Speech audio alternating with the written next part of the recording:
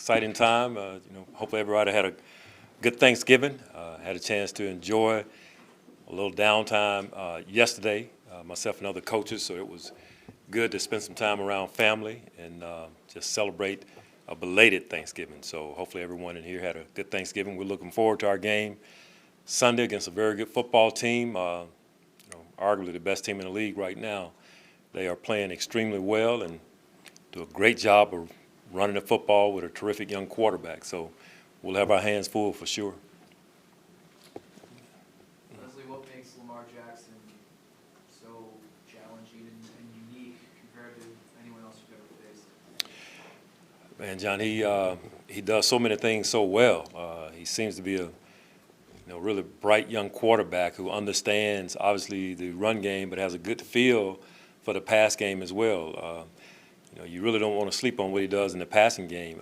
His ability to be able to find people in zones and find the mismatches in man, but his ability to run around with the football and scramble and make plays, and then the design runs for the quarterback puts a lot of pressure on your defense. So he does a lot of things well, and you really can't pinpoint and say if you can take this away, you really have him down. But he does a lot of things well, so it'll be a challenge. How adept is he at that run pass option or that QB option?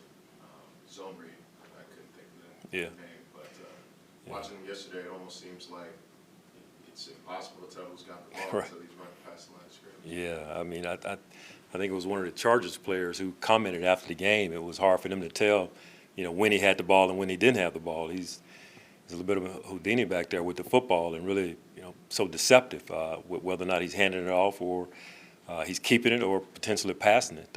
But he runs the offense extremely well, and probably as good as anybody at our level who's run this style of offense. You just don't see it very often, Marcel. So it's different, but he does a very good job of running the RPO system. Yeah. When you're walking the media rooms this week, what's it like with the players when you're facing a guy of this caliber? I mean, are guys kind of more dialed in at all? I think they'll be dialed in because it's our next game, and the offense is unique for sure.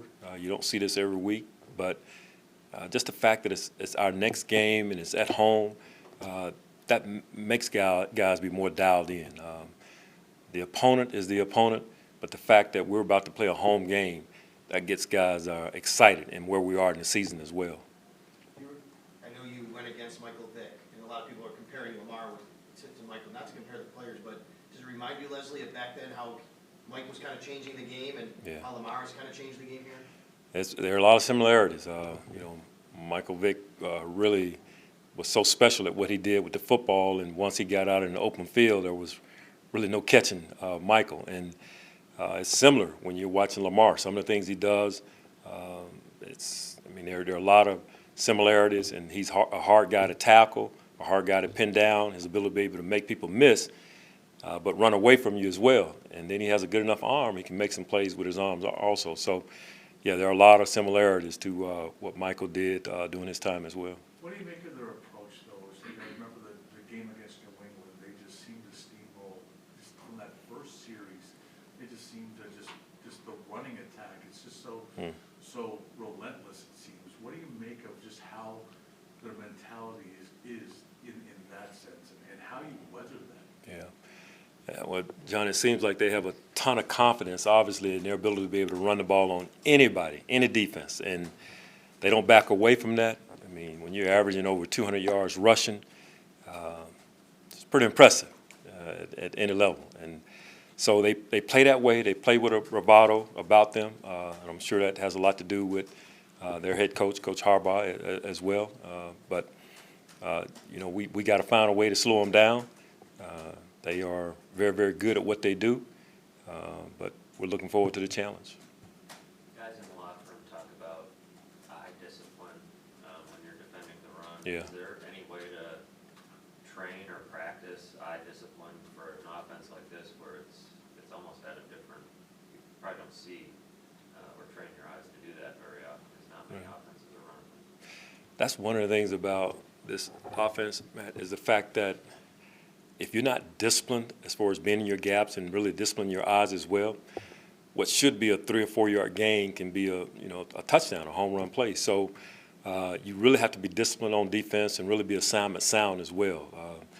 If you just run to the football, you could really find yourself getting gashed on defense. It's got to be a very disciplined approach, and hopefully we can be disciplined with our eyes. And we'll work on that in practice to be able to simulate the speed and the agility of a Lamar Jackson is hard for sure.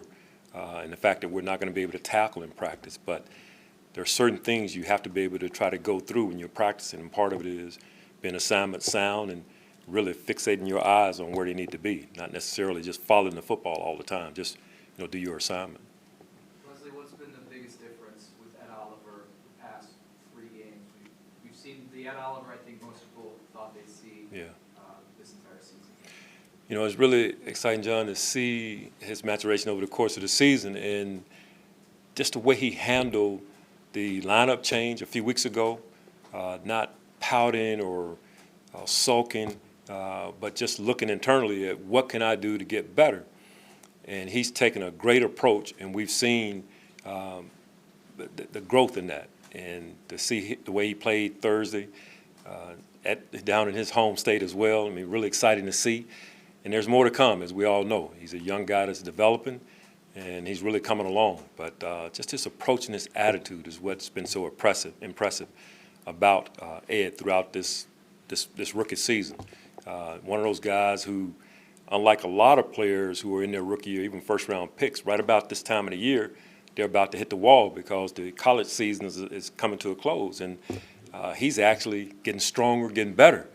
So that's encouraging for us. Just excited about his development. Is it technique-based or is it effort-based?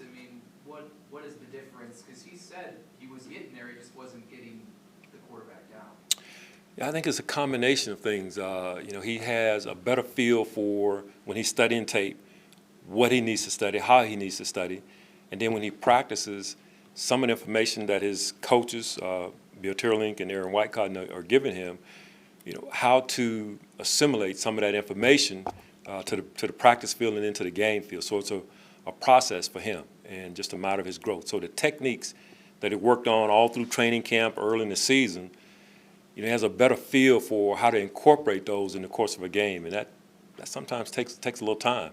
But I think it's just a part of his growth. Is it something where he's so physically gifted that in the lower levels, maybe high school and even college, he could get away with certain things and get away from doing things technique-wise properly, and he's learning early in his rookie season that you can't do that? Yeah, I would say that's not unlike a lot of very talented guys that come into the league where maybe you were dominant in college and you come to the NFL and you find out there are a lot of good players at our level. And even though people have been telling you that, the reality of it kind of shocks you a little bit, and it takes a little while to settle in. But, he's grown. He's gotten better as the years gone on, obviously, and he's really coming into his own. Having had a long, bit of extended break, and maybe whether it was on a flight home, but have you allowed yourself to look at this record in 9-3 and to know that know how difficult it is to get to 9 wins before the start of December? Can you appreciate how far this franchise has come in 2.5 years? Yeah, when you're in the midst of it, John, it really is hard to reflect, maybe after the season, but just in our conversation right now, we got our hands full with the opponent coming up, so you put all your energy and focus on trying to come away with a good plan for this team and try to come away with our 10th win. And so you don't really think a whole lot about what has happened previously, but it is very, very hard to win in our league. It is very difficult. A lot of things have to go right. And that's why you put so much energy into every opponent, so you don't really have a chance to look back and reflect. But in the postseason, there'll be plenty of time for reflection. Leslie, you had 6 different defensive linemen play at least 45% of the snaps on Thursday. Rotation, was that because of the 4 days rest to keep everybody fresh? Was it game plan, a little bit of both? Yeah, one of the things we've tried to do, Sal, is keep a rotation going, and it's something we've challenged our defensive line with, understanding what we're trying to get accomplished and why we're doing it. And part of it is to keep the guys fresh, but also we have confidence in each one of them that once we put a guy out there, that he's going to be able to make plays for us. It's not going to be a big drop-off. So just a combination of trying to keep guys fresh, but also having a belief in the guys that you put out there, they're going to play well. How different are Greg Roman offenses compared to what you typically see around? Well, this offense is far different than what we've seen in the first 12 games of our season. So it's different. I mean, this style offense, you don't see it very much, and we probably won't see it again during the regular season. So it provides its own challenges because of the style offense that it is, such a run-oriented offense where the quarterback is as good a runner sometimes statistically as the running backs, and even sometimes even better. So that's unusual in its own self. So, I mean, that alone, whether it was Greg Roman devising the offense or someone else, just the offense itself presents many, many challenges. Is this kind of like when a college coach has the depth to face Army? A college coach facing the Army.